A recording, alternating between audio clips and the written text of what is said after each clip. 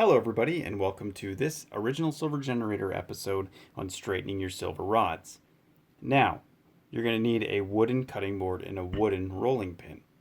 Very important that they're wooden because wood is very forgiving and it will not damage your silver rods. This is third-party certified 4.9 silver. This is the same stuff that ships out with our generators. You can also buy this separate on our website as well. So make sure you check out the links in the description. So we're going to pick one of these. What we're going to do is we're just going to try and get it as close as we can with our fingers. You can see it's a lopsided there in the middle. So I'm going to apply broad pressure with my thumbs. Very slight broad pressure so we don't get any major bends. And we're still a little bit out, but it's looking a little bit better. So the key to getting out awkward bends is to use the rolling pin side to side and as quick as you can. Here we go.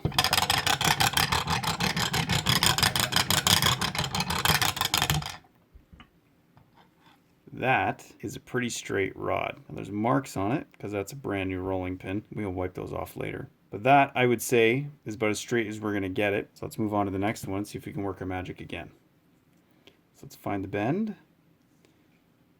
Apply broad pressure just to straighten out as best we can. This method requires that the silver rod rolls over. So if your bend is too great and it can't roll over, you'll never get it straight. Here we go. Let's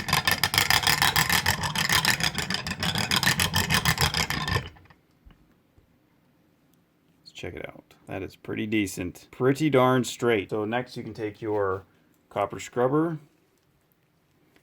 do a quick pass to get rid of all that new rolling pin smell, so to speak.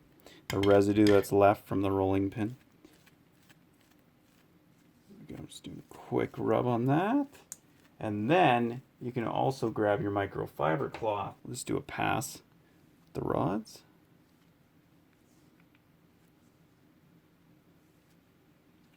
There you have it.